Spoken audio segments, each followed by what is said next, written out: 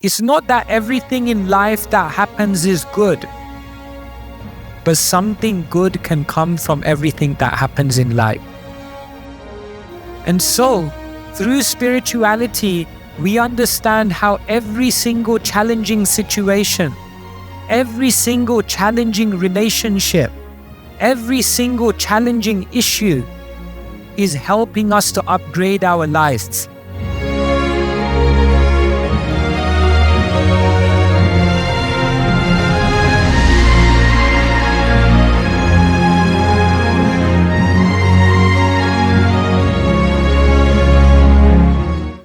Good afternoon and a very warm welcome to Rhythm and Soul. I'm Anuj Mithani and it's my privilege to be sharing the stage with two people that have deeply inspired me. I'll begin with a quick introduction for our guest of honor today, His Holiness S.B. Keshava Swami. Born and raised in the UK, he graduated from the prestigious University College of London. At the age of 21, following a soul-searching trip to India, he decided to become a monk at ISKCON's Bhaktivedanta Manor just outside London. 2 years ago, he accepted lifelong vows of renunciation, making him perhaps the youngest sannyasi in ISKCON's monastic order today. He is, of course, a scholar, an author, a globetrotter, committed to sharing the ancient and timeless wisdom of our scriptures. He is a highly revered speaker across leading universities, Fortune 500 companies, governments, and of course our spiritual communities. Keshav Maharaj, welcome to the Imperial. Thank you for your time. Thank you so much. Happy to be here. Thank you very much. Right beside me is His Grace Purushottam Das, who doesn't need an introduction. He's now what I'd call an Imperial regular. He's of course a monk, preacher, an extraordinary master chef at ISKCON's Radha Gopinath temple at Chopati. And he has regaled us with his soul-touching kirtans over the years, most notably at our Kirtan Fest that is held at this very venue. Stay tuned, that will see our 4th successive edition later this year, perhaps in November. May I now invite my fellow host, Anil Gupta, to offer a garland to Maharaj.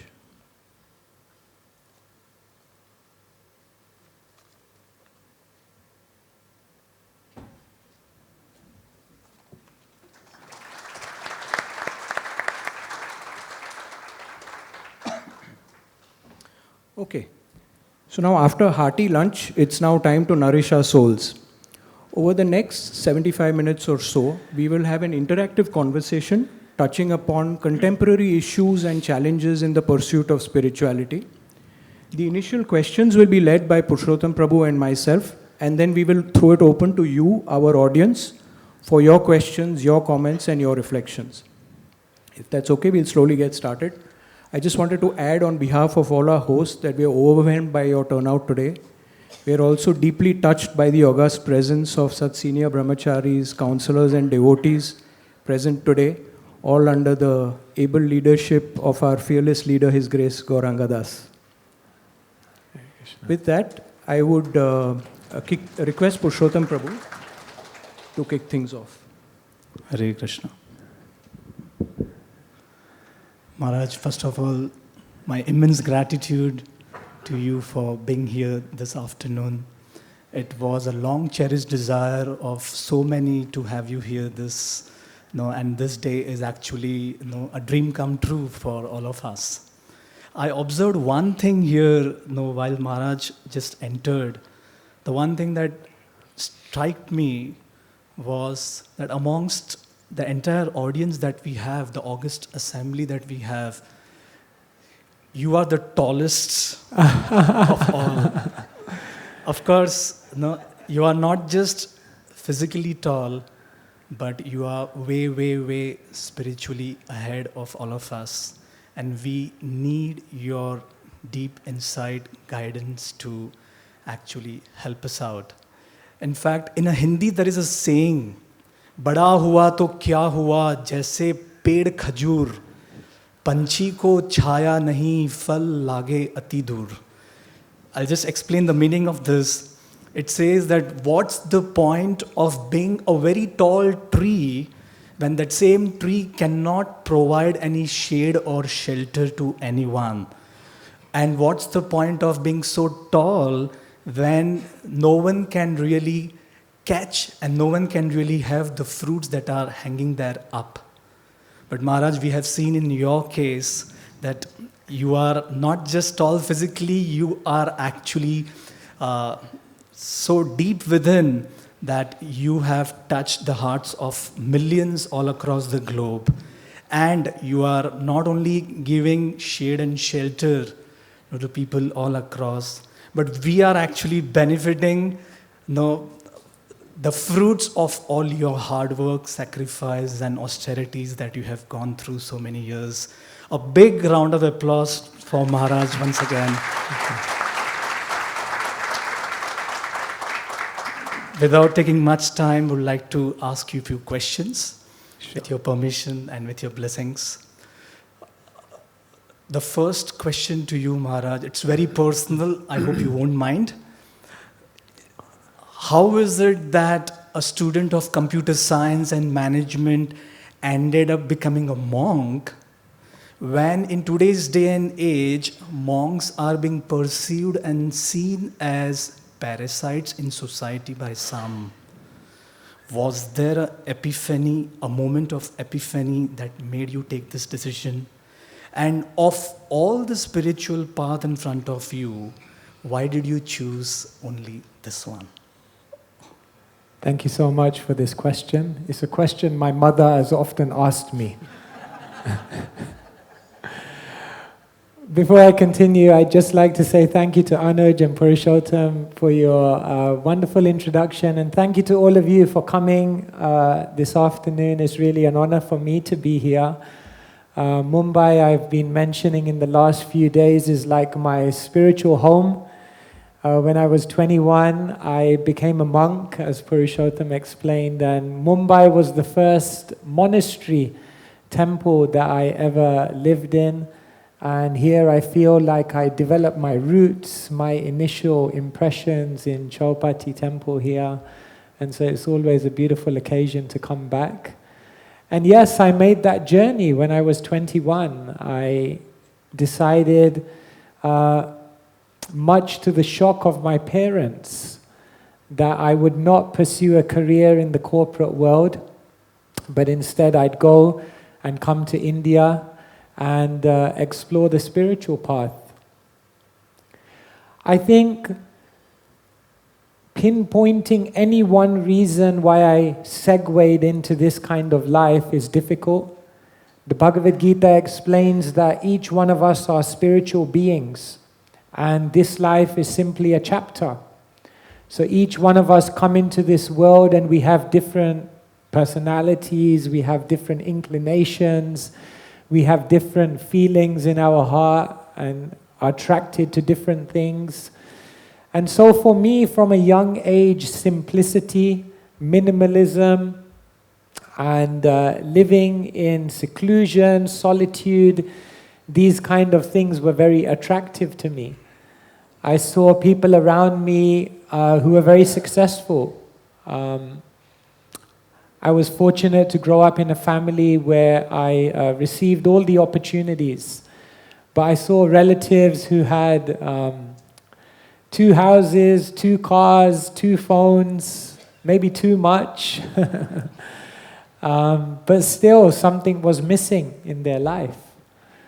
And so something told me that there's something else we have to search for. So from a young age, I was reading into different books. And then when I was 15, I decided to open the Bhagavad Gita for the first time in my life. It had been a book which was present, but which was never explored in my family home. And so I picked it up at the age of 15, and thus begun my spiritual journey. And as they say in English, one thing led to another. Thank you, Maharaj. Maharaj, your life story suggests that science and faith can coexist. Is that sometimes conflicting? Yeah, in the world we're living in today, there seems to be this aggressive demarcation between science and spirituality. And people put you on the spot. Are you scientific or are you spiritual? Choose. But what I tell people is that science and spirituality are not opposed, but they simply function in their own domains. Science makes things better. Spirituality makes people better. Science teaches you about matter. Spirituality teaches you what matters.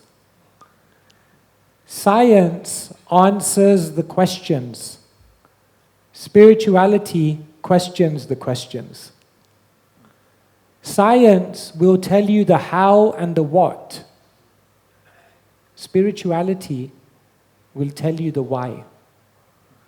And therefore, one scientist, he said, science and spirituality is opposed in the sense that my thumb and my forefinger are opposed. That opposition allows me to grasp things. And therefore, the Bhagavad Gita is actually a synthesis between science and spirituality. And when people ask me, what is this book? Then I tell them, it's not a religion, it's not a faith, it's not a sectarian culture, but it's actually a spiritual science. Thank you, Maharaj. Maharaj, I was just wondering, what would you have pursued if you hadn't chosen this path? Wow.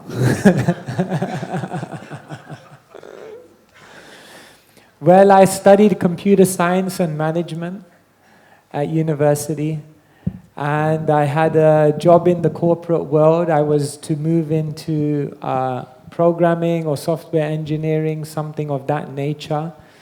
So perhaps my life path would have taken me there.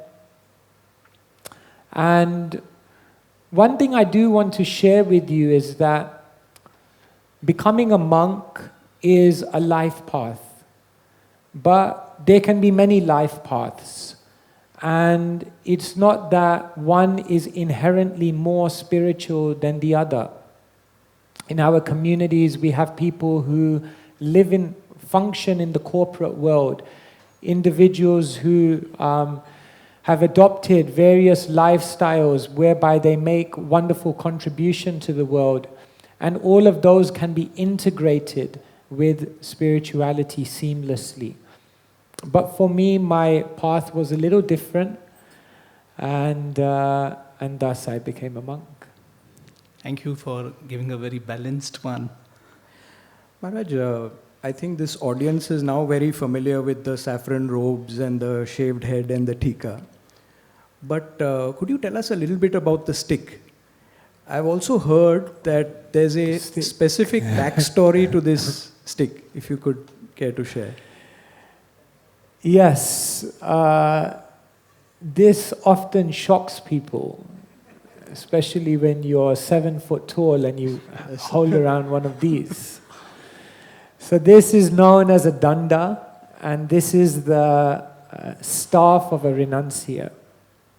So it's made up of 3 bamboo sticks, and the bamboo sticks represent the mind, the body, and the words.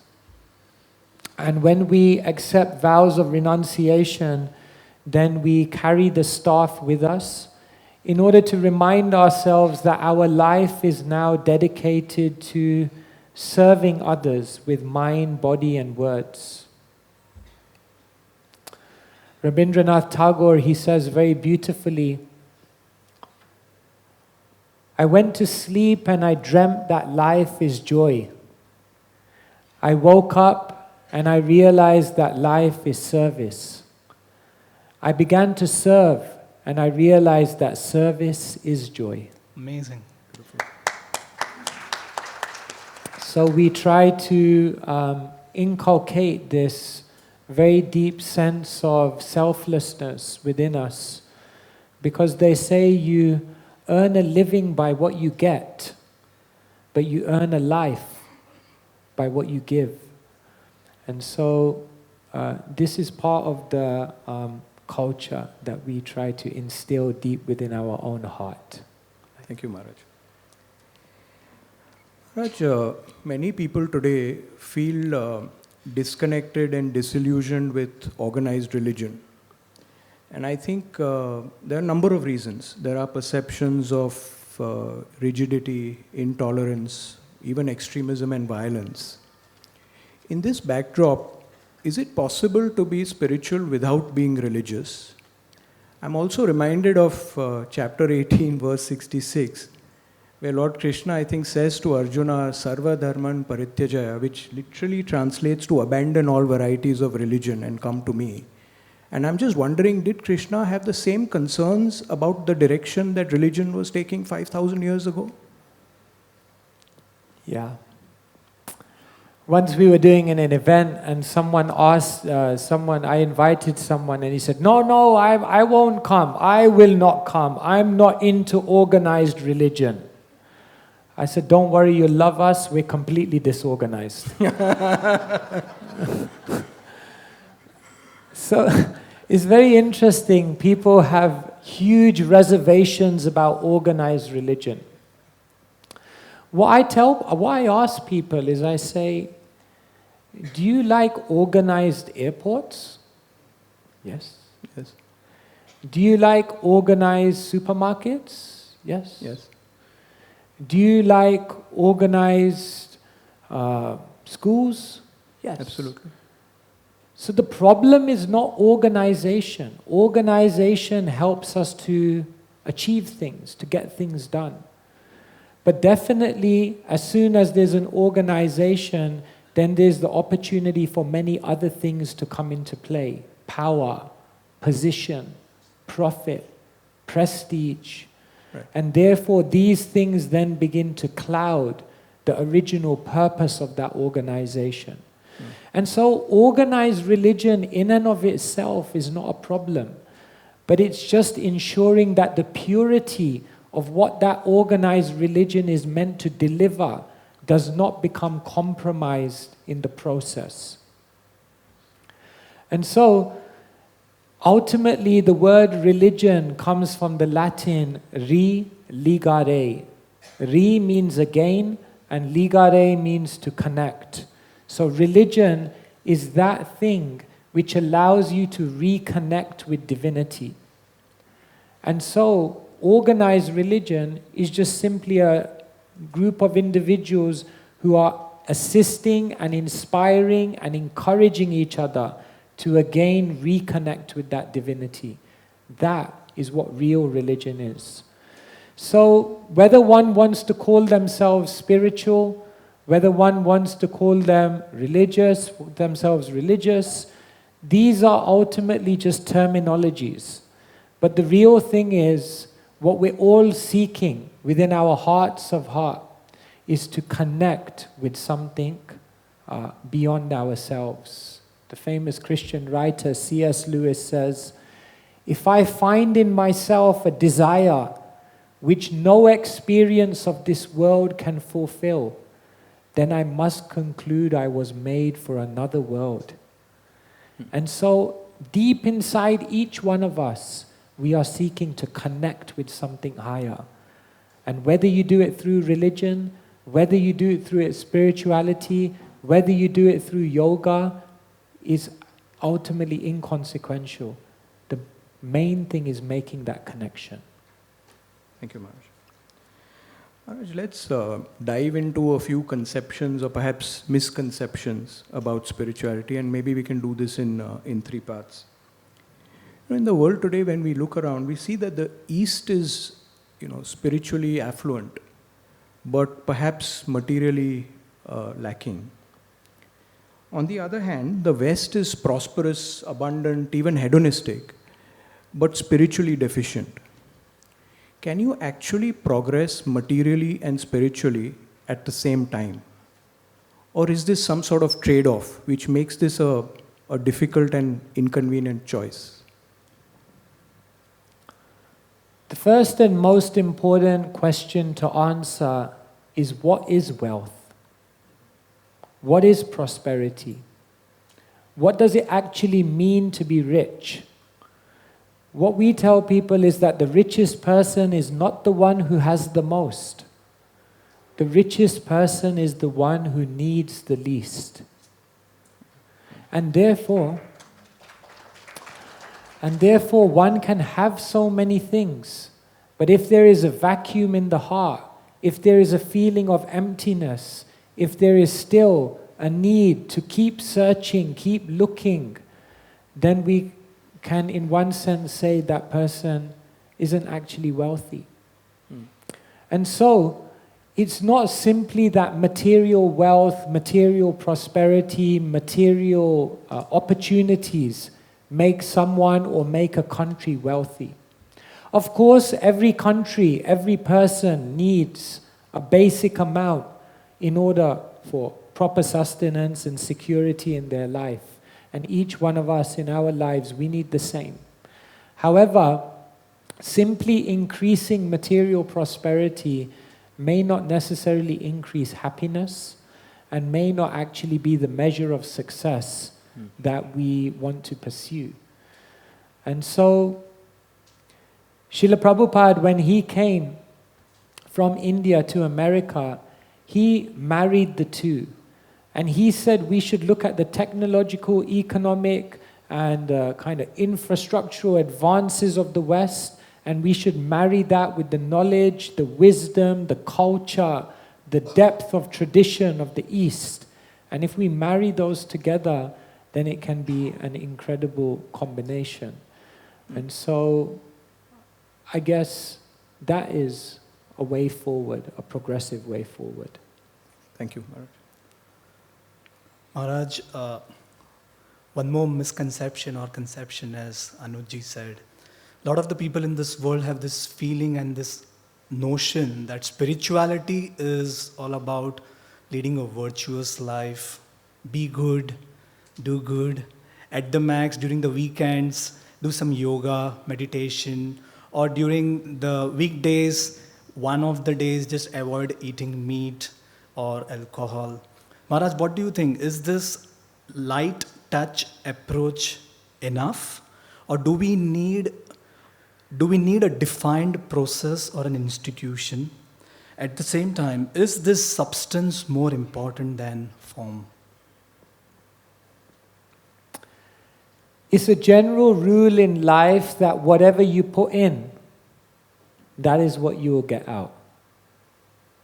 If you invest more money, then you stand chances of earning more money. If you put in more effort into an endeavor, then the chances are you have much greater chances of success. And so, in spirituality, there's no defined amount which you have to give. If you're willing to try in a small way, by making small lifestyle changes, then that's very beautiful, that's very wonderful, and that will give you some level of spiritual satisfaction and well-being in your life.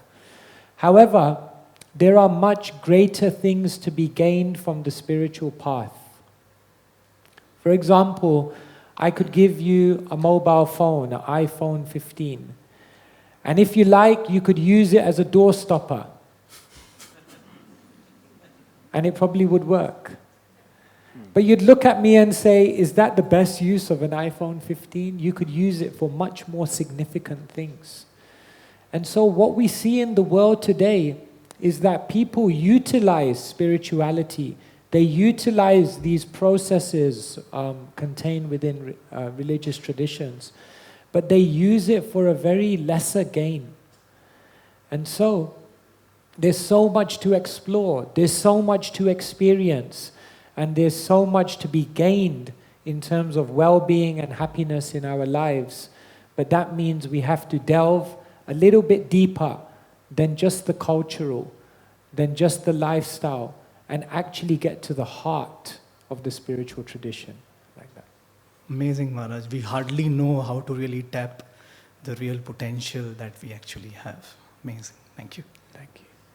Maharaj, the third part of this question is that different paths lead us to spirituality. Now, I know that some of the people I'm sitting on stage with were perhaps self-realized or influenced by culture or tradition. But for the vast majority of us, it is usually a response to a difficult life situation. Maybe a personal loss or trauma, a health issue, maybe a setback in business. I come from this very school of hard knocks. If this starting point is somewhat compromised, does that muddy the waters or impact the outcomes in any way? Once I was giving a talk and someone in the audience raised their hand. And they stood up and they said, I have a question. I said, yes, please. This person said, Swamiji, do you believe in love marriages or arranged marriages? I thought, okay, maybe I shouldn't have asked for the question. So I looked at the person and I said, do all arranged marriages have love in them? He said, some do, some don't. I said, do all love marriages have love in them? He said, some do, some don't. So I looked at the person and I said, in one sense, it doesn't matter how two people get together. What really matters is what happens once they are together. Amazing. Right. So different people may come to religion for different reasons. Krishna explains in the Bhagavad Gita, Chaturvida bhajante mam jana sukratina arjuna artho jigyasu artharti jnani cha bharatar shabha. Krishna says some people come because they want wealth. Some people come because they are inquisitive, they want answers. And some people come because they're distressed, they want comfort. So whether you come to spirituality wanting prosperity, wanting answers, wanting comfort, what you then do in that spiritual practice going forward to actually understand the essence of it, that will define the quality of your spirituality. However, sometimes we have to go through a material breakdown to have a spiritual breakthrough. Yes, Maharaj. Because sometimes we need that strong understanding within us that the world and the way the world is wired and my current lifestyle won't bring me to the happiness and peace that I seek. And therefore sometimes the school of hard knocks awakens within us a wisdom which helps us to explore further. Thank you, Maharaj. Maharaj, you have stayed in a monastery for quite some time. And we see that monastery is a very conducive environment, also a very insulated. Also, it gives us a good platform. It's a very insulated environment where you can thoroughly focus on your daily practices. But most of the people in this world, they have to juggle around with their work, with their aspiration, with their commitments and their obligation. Maharaj, can you please throw some light? Our audience would really like to know how can one practice this path in a very balanced and a practical way based on your experiences from staying in monastery? Thank you so much. Most of the time in our life, we are judging our life by what happens between 9 to 5. We think that totality of life is what happens between 9 and 5. But what spiritual teachers explain to us is what may be more important is what happens in your life between 5 and 9. That's 5 p.m. to 9 a.m.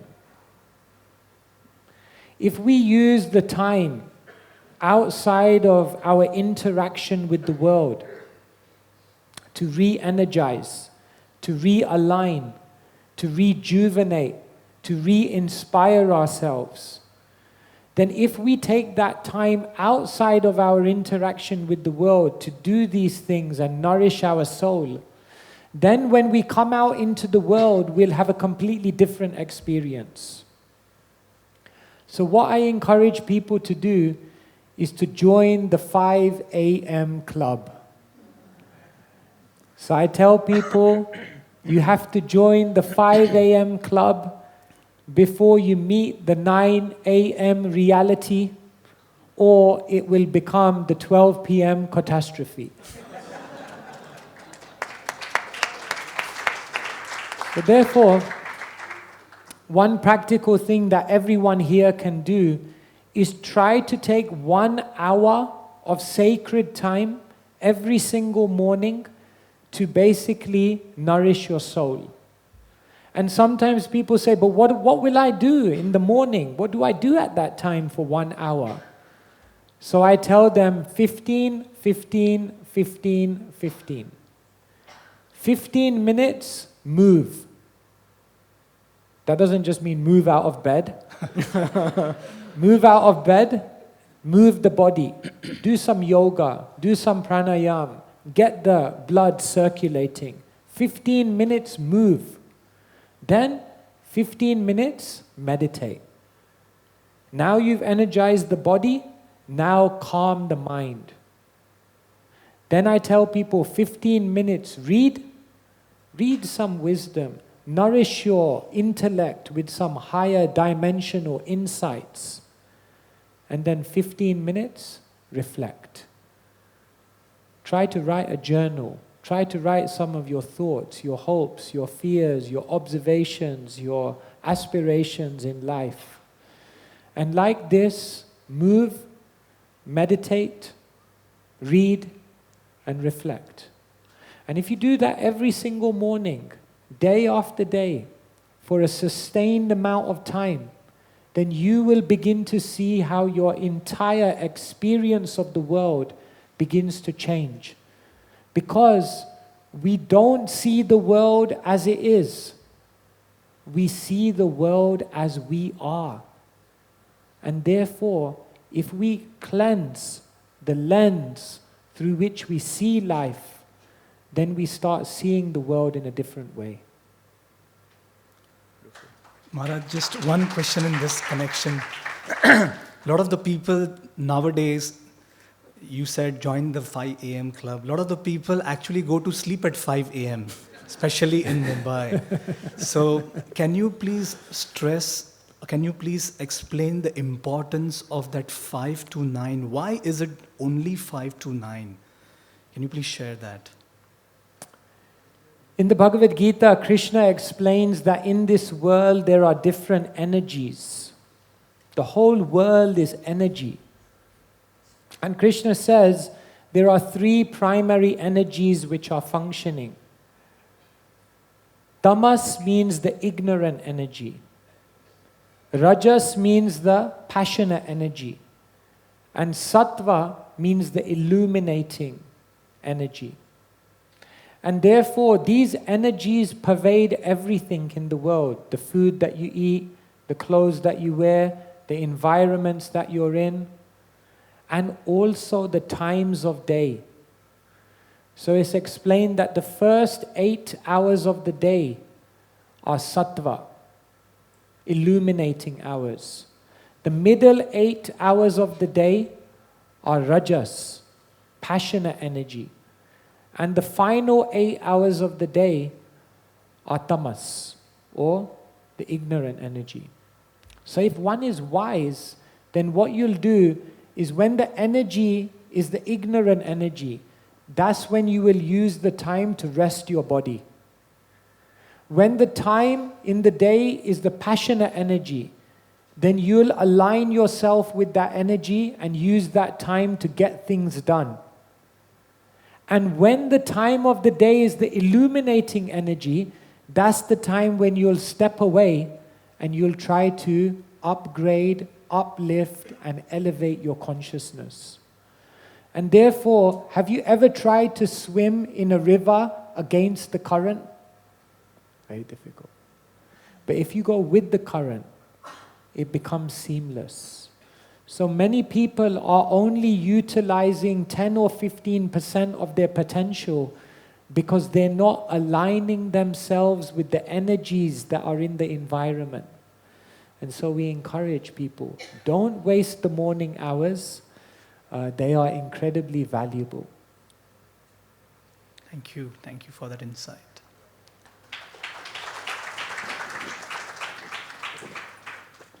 Maharaj, I think intuitively most of us understand that a spiritual path is the right choice. But there are some real world obstacles that tend to come in the way, and we'd love to hear some of your thoughts on this. We'll again try and break this up into a few parts. The first observation is, Maharaj, it's very easy to practice spirituality in a steady state, when all is kosher. But when life doesn't go our way, that's when all this knowledge and philosophy comes to its real test. So, for me, if I'm, experiencing turbulence mid-air, I'm suddenly vividly imagining death.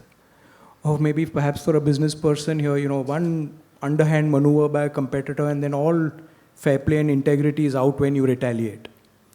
How do we ensure that all this practice does not just disintegrate and fail when we truly need it the most?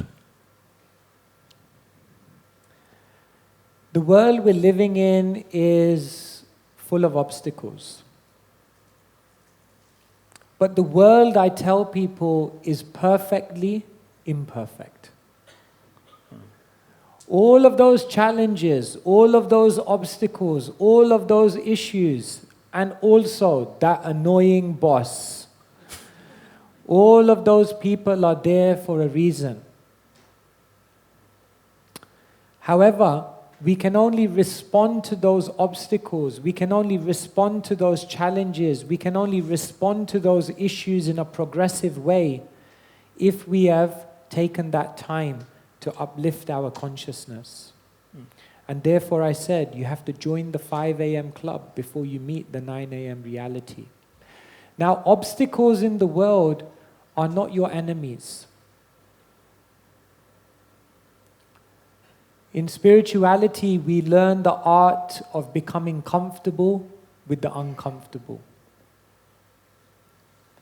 It's not that everything in life that happens is good, but something good can come from everything that happens in life. And so, through spirituality, we understand how every single challenging situation, every single challenging relationship, every single challenging issue is helping us to upgrade our life. Once a Christian monk, he prayed to God. And he said, God, I prayed to you for strength, and you just kept sending me obstacles to overcome. God, I prayed to you for love, and you just kept sending me people who needed help. God, I prayed to you for wisdom, and you just kept sending me problems to solve. And then he said, God, now I know you didn't give me anything I wanted, but you gave me everything I needed. It's beautiful. And so the struggle of life, once there was a man and he saw a caterpillar which was transforming into a butterfly, and he saw that butterfly struggling to come out of the cocoon. So it was struggling. So in his good-heartedness, he thought to just slit it open so it could just come out. So he slit open the cocoon, and the butterfly beautifully came out, and it started flying. But after 15 seconds, boom, it came crashing down. And then he realized, oh, it was nature's arrangement for that butterfly to have to struggle with its wings to open the cocoon, because it's that struggle which created the strength in the wings of the butterfly so it could fly in the sky. So therefore, we don't need to constantly think about how to leave the problems, how to run away from the problems, how to dull the problems. But through spirituality, we become brave and courageous enough to say, this has come to me. What can I learn from it? Thank you, Maharaj. Maharaj, the second issue in this regard is when we try to pursue something in material life, the goals are very much clear-cut. Not just that, the timelines are defined and the progress also can be quantified. But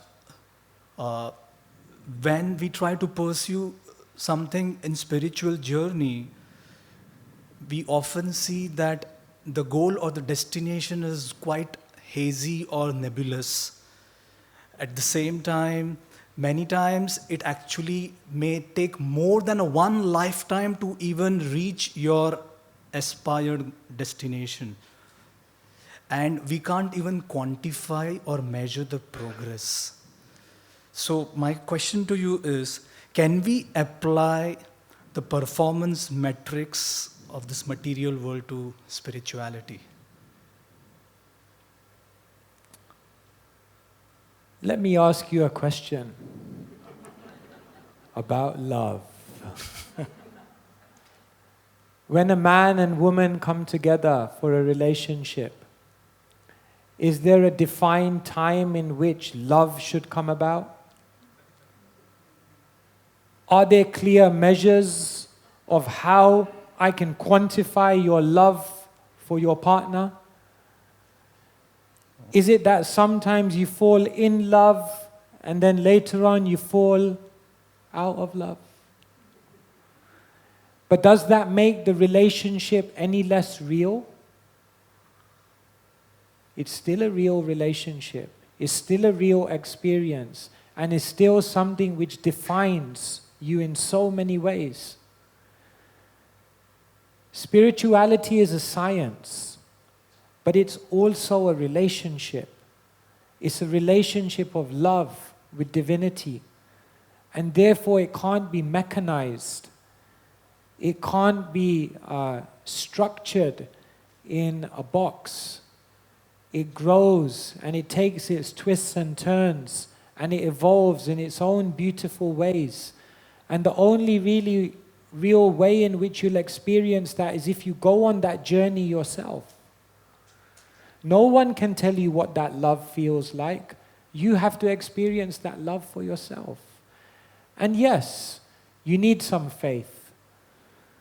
But many of you here in the audience, you also had faith when you entered a relationship with your partner.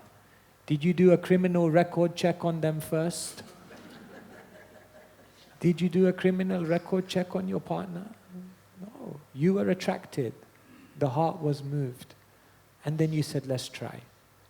And now there's love. So it's the same thing in the spiritual journey. Something that's available for everyone. So deep. Thank you so much, Maharaj. This was amazing.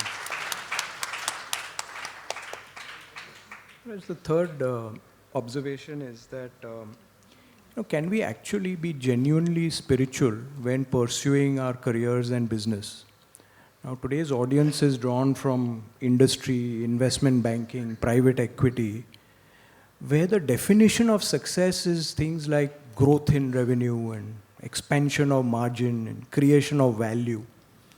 Every day when we are living and breathing this mantra of maximization, how can we embrace the possibility that less is more?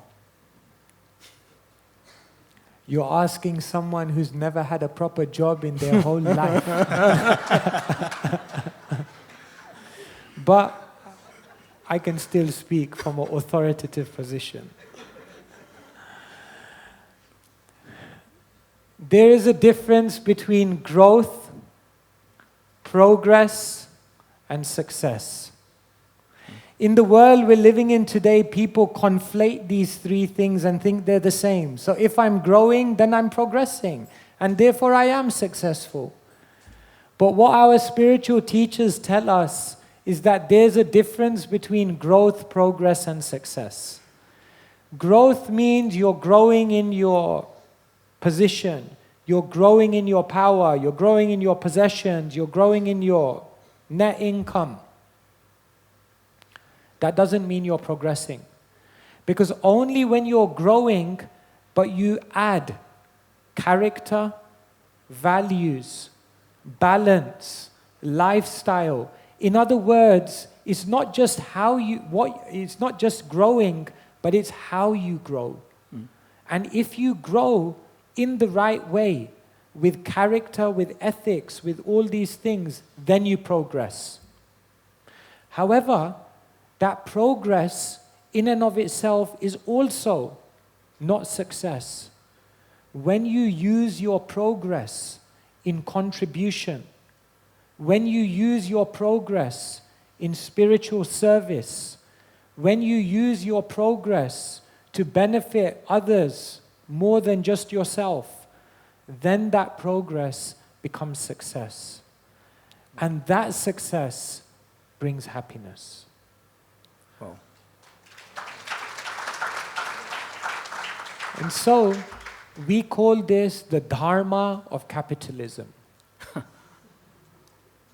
The Dharma of capitalism is earn with integrity and then spend with generosity. And if you add those two equations to your growth, then it will not be a hindrance to your spirituality, but rather it will be the most beautiful expression of your spirituality. Thank you, Maharaj. Thank you. Maharaj, you just spoke about relationships. We know that this path of spirituality actually helps us develop a very deep relationship with the divine. But at a very practical level, can spirituality also help enhance, revive relationship, or even repair relationships amongst people around us, especially like our friends, colleagues, family members, or a broader community? Because today we see a lot of relationship issues.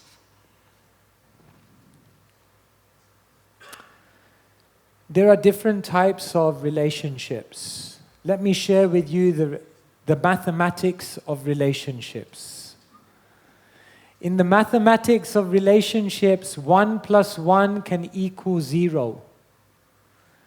In the mathematics of relationships, 1 + 1 can equal 1. And in the mathematics of relationships, 1 + 1 can equal infinity. 1 + 1 equals 0 in relationships which are toxic. One person comes together with another person, and because they're trying to exploit each other, they end up destroying each other. 1 + 1 equals 1 in what we call transactional relationships. When two people come together looking for get some benefit from each other, you scratch my back, I'll scratch your back, and they enter that relationship, but 1 + 1 equals 1. There's some exchange, but nobody really changes. But in the mathematics of relationships, 1 + 1 can equal infinity. When two people come together and see each other as spiritual beings, not someone to take from, but someone to serve, someone to nurture, someone to encourage, to empower, to inspire. And when two individuals relate to each other in such a selfless way, then 1 + 1 equals infinity. It's beautiful. So therefore, we have a vertical relationship with God. And then we have the horizontal relationships with the people of this world. If one is drawing love from their relationship with divinity, and their heart is filled with that love, then what happens is they can relate to all the people around them, not looking at what they can get, because they're already fulfilled. But they look at what they can give. And when they start doing that, their relationships change. In her monastery in Calcutta, Mother Teresa had a beautiful poem by her bedside. She said, "People are often irrational, illogical, and unreasonable. Be kind anyway. Sometimes the good you do today will be forgotten tomorrow. Do good anyway. Sometimes, even with the best of intentions, people will misunderstand you. Still try to serve anyway." And then she writes, "You see, in the final analysis, it's between you and God. It was never between you and them anyway." Amazing. So like this, relationships with family, with friends, with society, all of these things begin to transcend as we connect with divinity. And this is why spirituality is so powerful. Thank you. Thank you so much, Maharaj. Maharaj, in your journey, I'm sure you must have come across many teachers who have inspired you, influenced you, nourished you. We just want to know your viewpoint about a need for a guru. Because in today's day and age, where there are so many gurus available on the social media who are there to influence us, but still do you think that there is a need for having a guru in our life?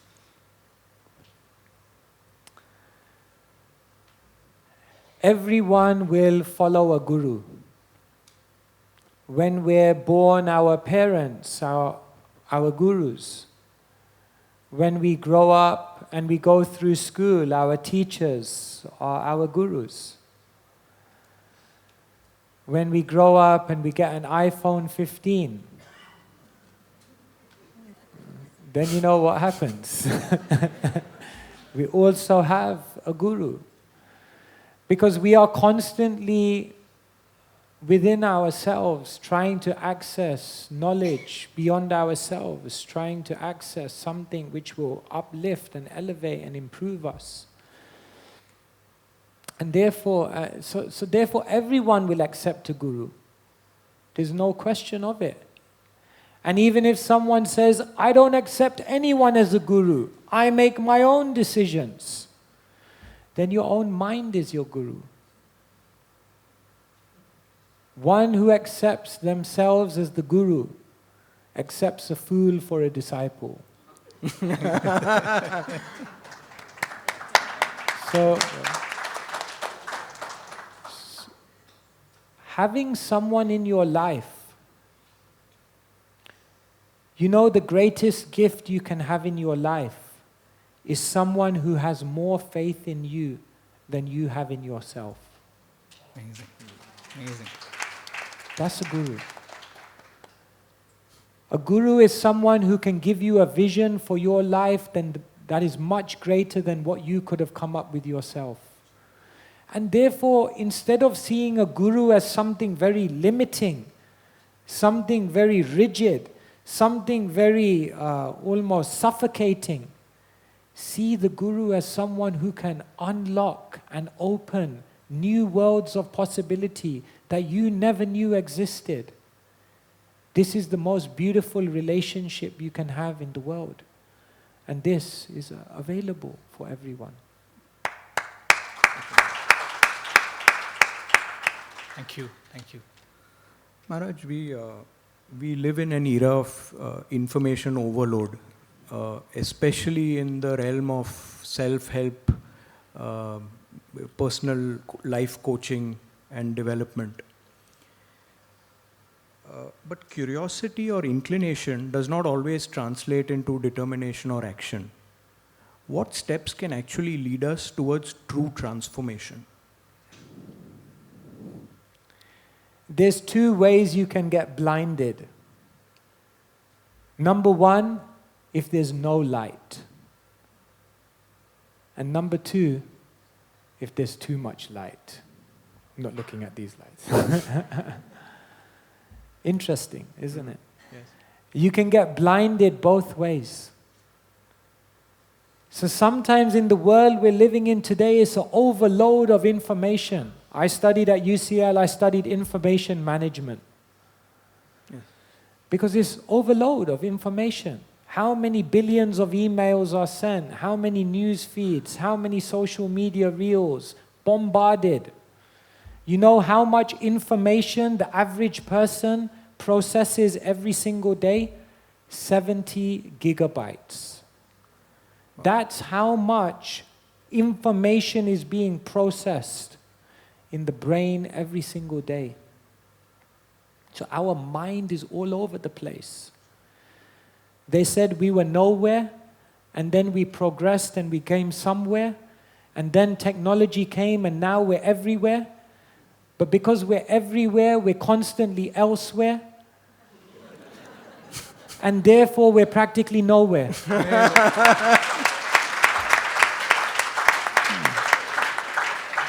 that's what happens. So that's what happens in the world we're living in today. Therefore, our ancient teachers talk about learning spiritual knowledge is something like digesting food. The first thing you do is you put food in the mouth. Then at one point you close the mouth. And what you start doing is you start chewing. It's said that unless you chew your food 20 to 30 times before swallowing it, you can't really digest it. And therefore, first stage is to put the food in, second stage is to chew, and then third stage is to digest, and then allow yourself to be nourished. So similarly, here we are. This is like eating. Not just what you did before. But this is food for the soul. But it won't have its full benefit unless we all now go away from here and we begin to chew. We begin to deeply think, what does this mean for my life?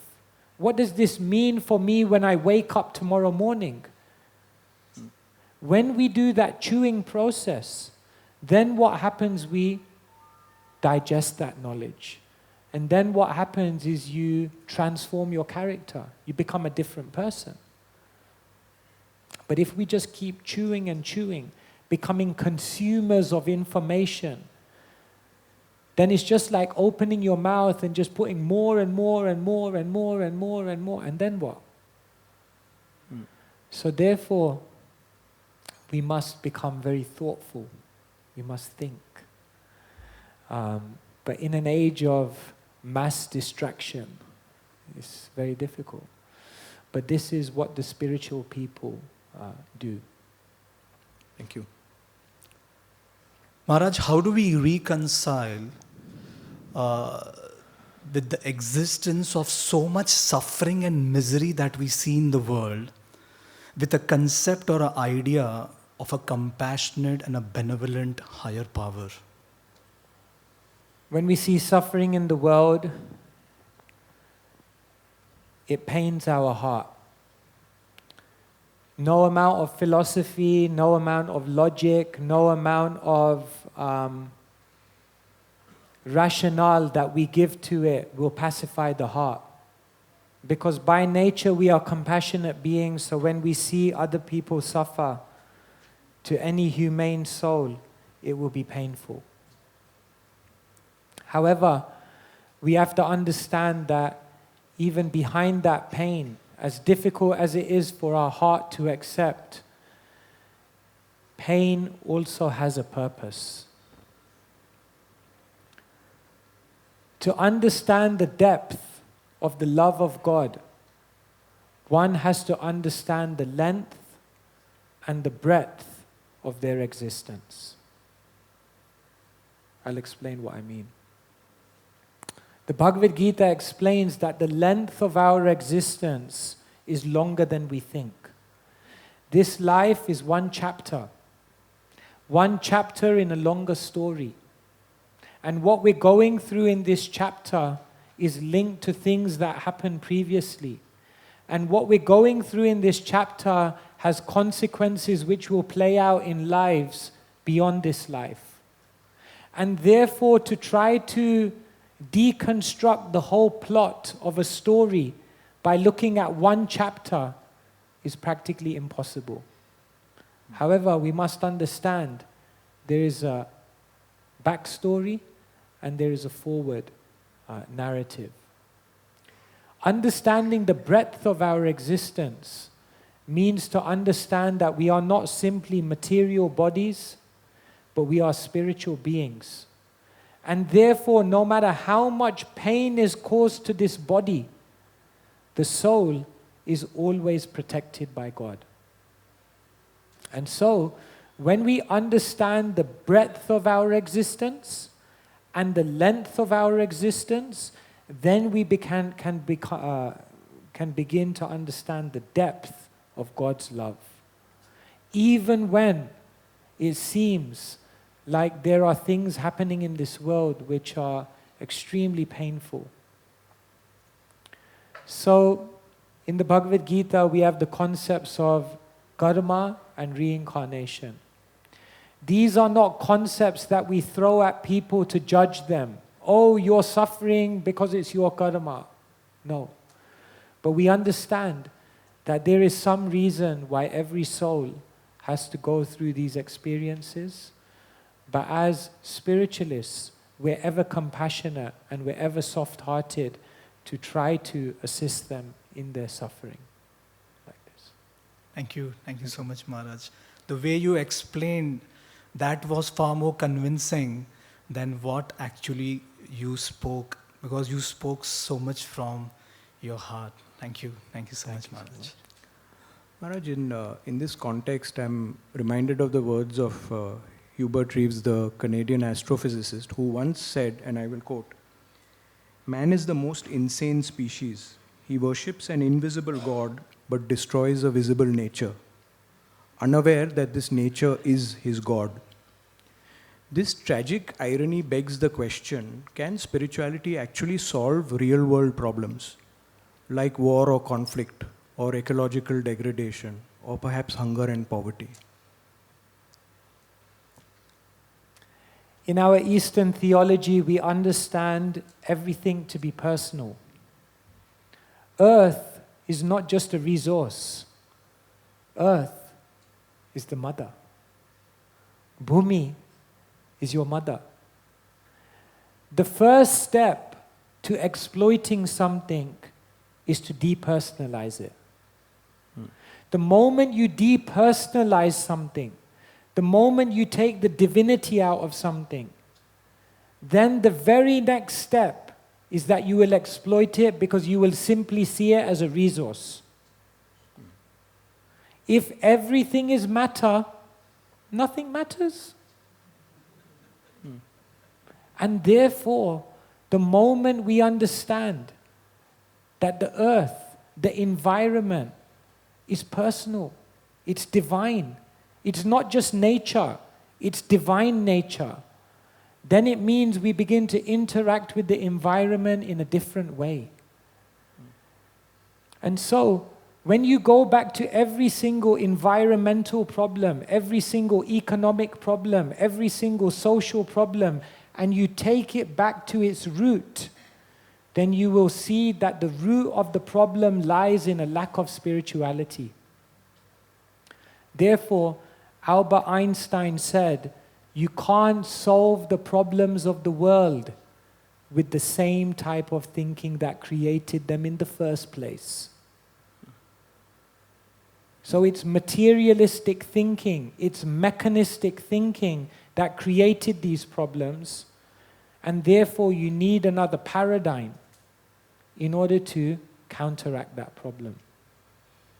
Thank you, Maharaj. Okay. Because we have a few minutes left, Maharaj, with your permission, let's switch gear to a rapid fire round. Okay, wow. And Shall we do some warm-up exercises for this? I shall ask you a few questions, Maharaj. Sure. And whatever comes to you, whatever comes in your mind at the first place, our audience would like to really know your mind and heart. Hopefully this won't end up on social media. So, can we start, Maharaj? Yes, please. 3 people who really deeply inspired you. My mother,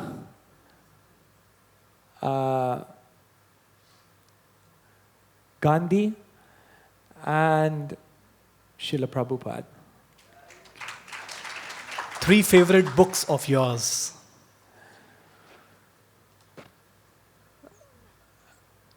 Man's Search for Meaning, Think Like a Monk, and the Bhagavad Gita. Maharaj, one verse from Bhagavad Gita that impacted you the most.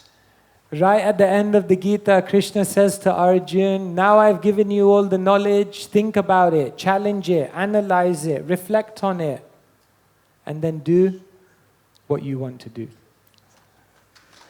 Maharaj, one daily habit that you can't do without.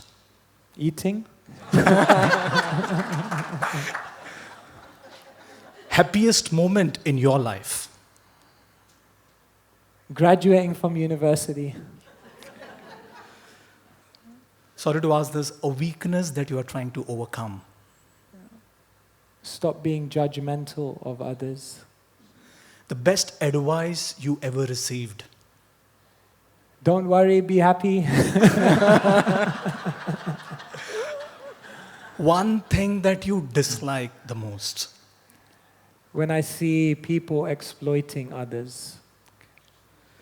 Maharaj, if you had superpower, what would you ask for? If I could get all these questions before you ask me.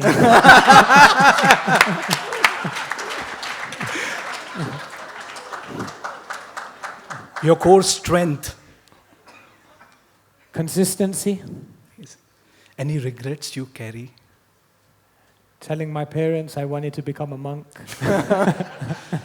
Maharaj, one word in which you can encapsulate spirituality. Love. One hope for the future. More opportunities to serve people. Final, one message for the entire audience. Can you follow me on Instagram?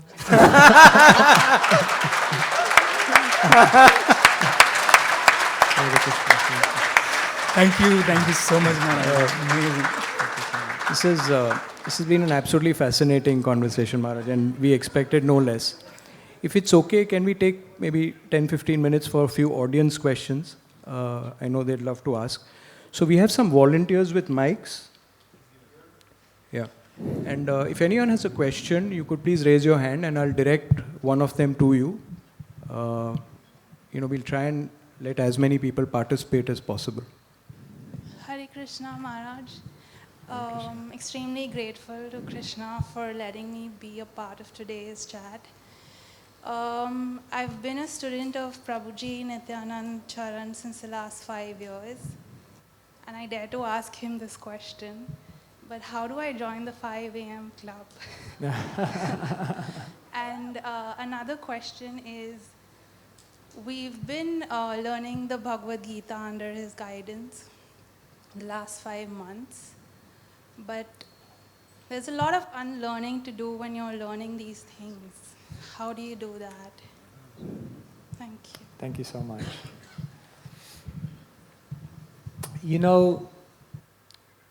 I'll kind of bring your 2 questions together and answer them in one.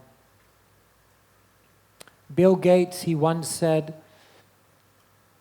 we overestimate what we can do in 1 year, but we underestimate what we can do in 5. Because what happens is we have this mentality within us of wanting to create a quick change, wanting to actually transform it and just get it done now. But actually, what we often underestimate is the power of incremental improvement. And therefore, whether it's getting up early, whether it's learning wisdom, whether it's changing any aspects of your habit or lifestyle, just do it bit by bit, step by step.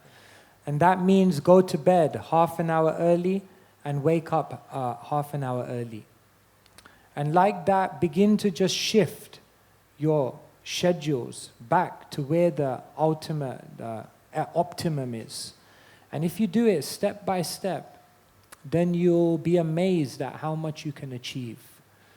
Sometimes people look at all of our books and they say, too many books, too many books. So we brought out an app and we called it Become a Sage, Page by Page. And what we teach people is that if you read this number of pages every single day, then you'll finish the book in this. And people are amazed to see the power of just applying yourself every single day. So therefore, it takes time to change. Habits die hard. Because even if you take the H away, still a bit remains. And even if you take the A away, still bit remains. And even if you take the B away, still it remains. Right? So habits take time. It takes time. Alok at the back. Hare Krishna Maharaj, superb.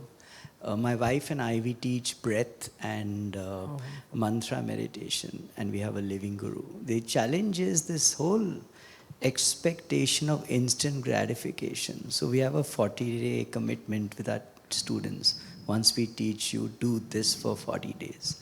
And it starts very well, and then it starts to peter down. So just some guidance from you on how do we deliver them what they get on. So, everything is instant. I want instant joy, instant coffee, instant noodles.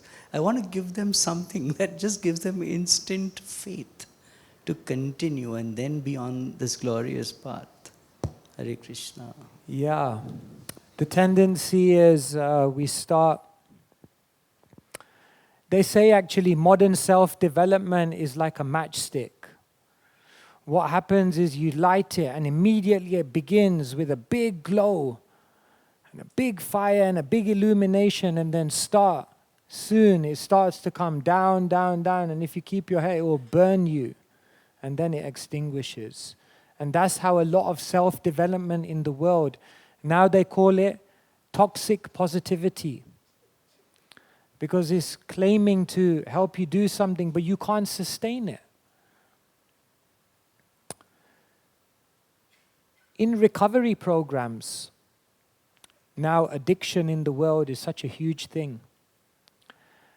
And now in recovery programs, the only recovery programs which are practically in the world successful are the spirituality-based recovery programs. And the very first step is belief in a higher power. And so, whenever we try to train someone in new habits, in order for them to get that determination and that conviction to stay focused on the path, we don't just tell them the habit, but what we try to do is we simultaneously try to connect them with divinity, which will allow them to draw that inspiration to maintain that resolve. Because on our own fickle mind, we will trip up. But when we access power from a higher source, then we're able to continue on that journey. And so whatever you're trying to do, when it's accompanied by spiritual connection, then what happens is someone will have much more chance of remaining steady in that journey, because they're drawing from a higher power, like that. Is that okay? Well, I think we had a question there. Yeah, Shalin. Pranam. Sir, it's first is, can we get the Instagram handle after this? Okay, yeah, sure. Second was, you're quite right. I think because of the overload of information, there's a lot we're processing. My question revolves around humans are emotional beings as they stand. Even the spiritual path of connect is a very emotional connect that traverses beyond the way we are trying to put words. And daily life is also an emotional connect. So where my question stems is that as we move towards a spiritual journey, you're happier, you're more contented, you're more connected, and you feel more secluded, which is a very happy zone.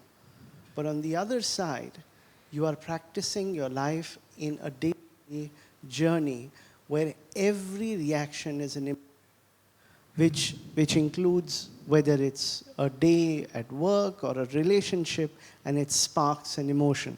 Right. So if I'm towards spirituality, I'd like to stay calm, balanced, reflect on it, and let that be the happy zone. But then I jump into a reality which again... It's like an emotional roller coaster. Exactly. What would you be able to guide us Enjoy a little the on ride.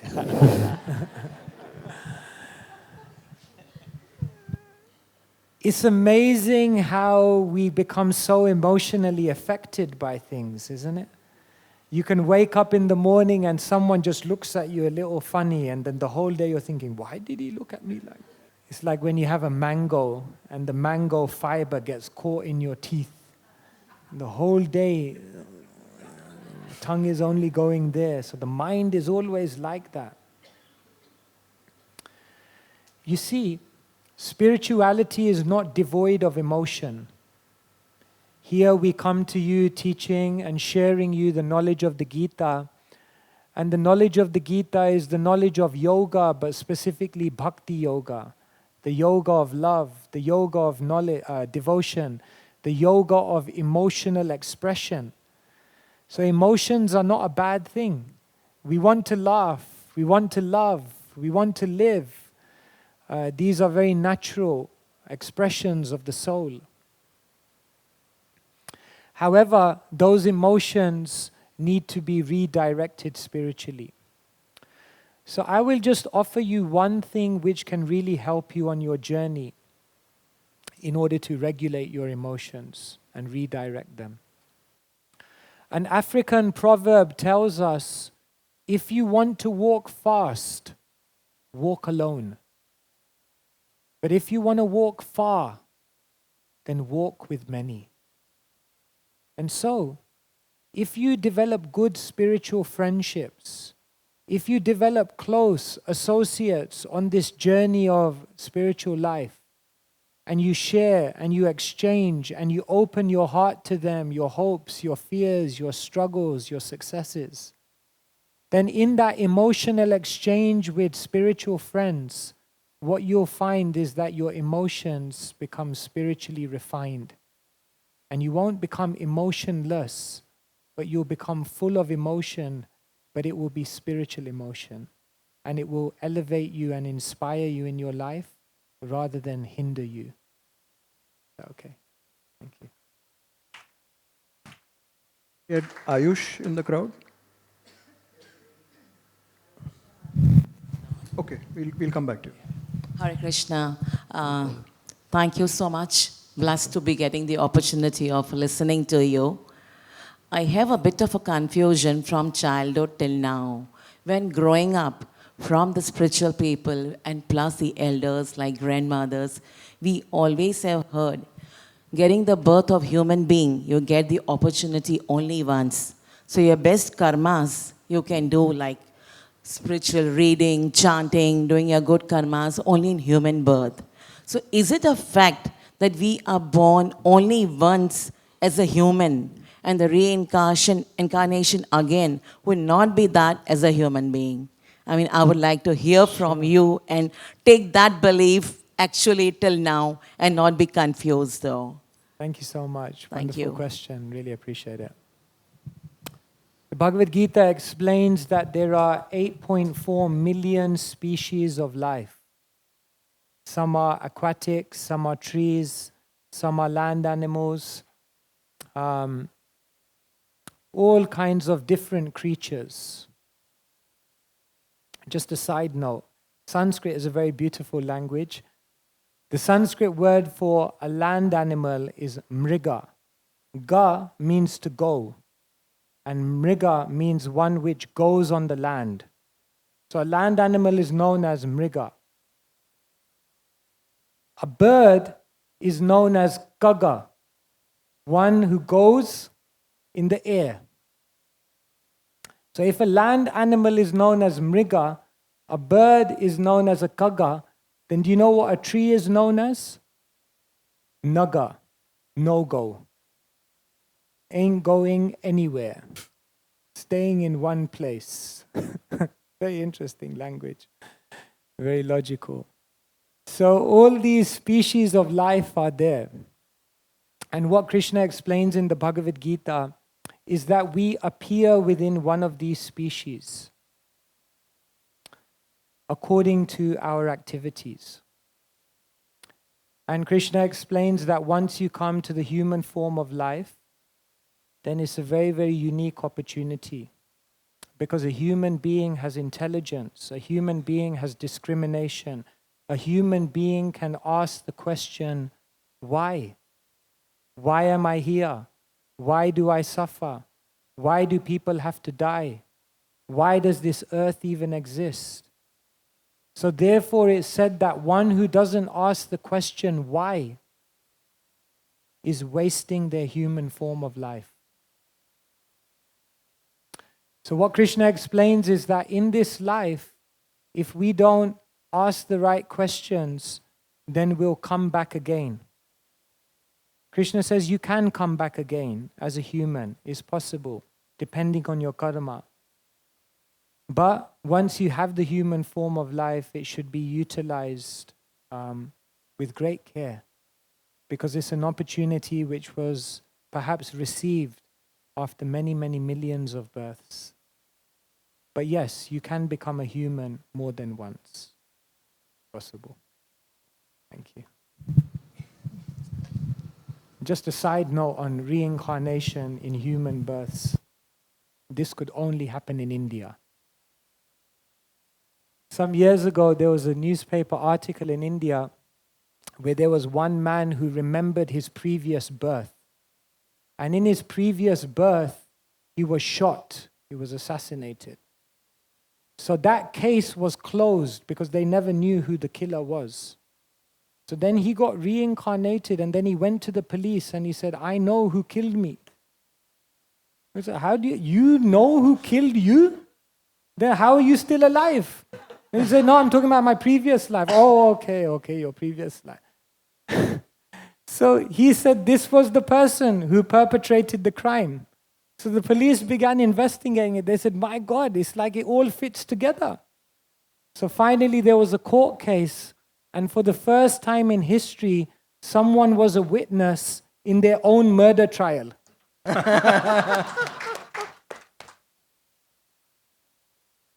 Only in India. Nowhere else. This cannot happen anywhere else. So yes, it's possible. Go ahead. Hare Krishna, Prabhuji. So basically, I've become a father recently. Oh, congratulations. Yeah, thank Wonderful. you. So my question is, raising children today's time is so difficult, especially when they're glued on to their iPads and stuff like that. So how do you push them to the spiritual side, considering that they are only in their virtual world of iPads and PlayStations and all of that? Good luck. No, I'm only joking. Yes, it's a big challenge. As I said, we live in the age of mass distraction. One of our teachers in our tradition, he says, for the first years of a child's life, you just have to give them love. Once the connection is established, then you give them discipline. And once you've instilled them with discipline and wisdom, you have to give them independence and friendship. Ultimately, even your own children, you cannot force them into any life. Every soul has free will. But as a parent, your duty is to give them the best opportunity possible. Sometimes, instead of trying to protect your children from the negative, which is practically impossible in the world today, because it's all there on the device. Therefore, instead of fighting a game that you're definitely going to lose, the better thing you can do is expose them to the spiritually positive side of life. Therefore, bring them to the temple. Let them learn this incredible, empowering wisdom from a young age. Let them chant the Maha Mantra and experience that spiritual power. And what will happen is that by focusing on the spiritual positives, then they will have enough wisdom, enough self-restraint and confidence in themselves to then look at the world and say, I'm not going to do that. That's not beneficial. And I'm not going to go there because that's not going to take me to my goals.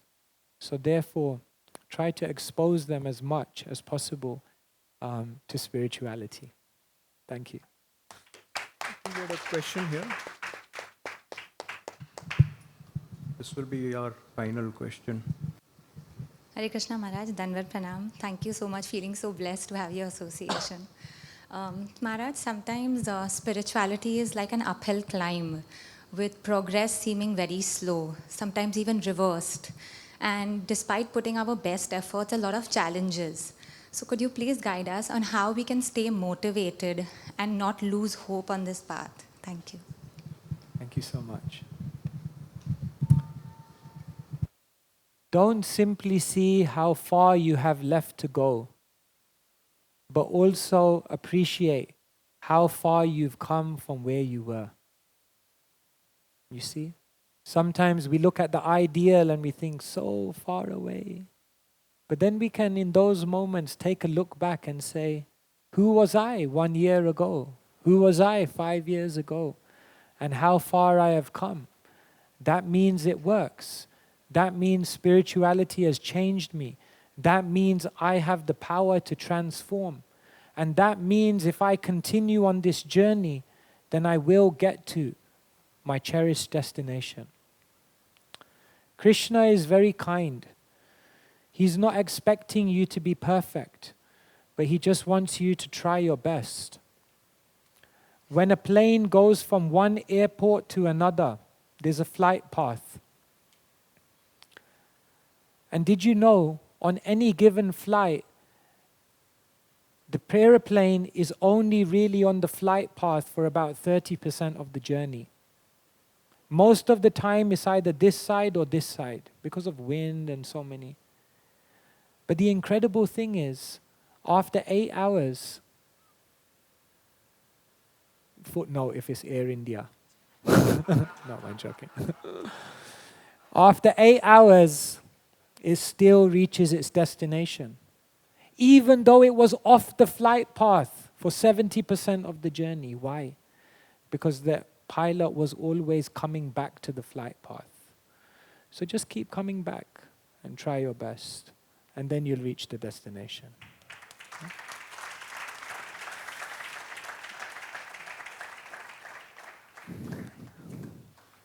Unfortunately, we have come to the end of our session.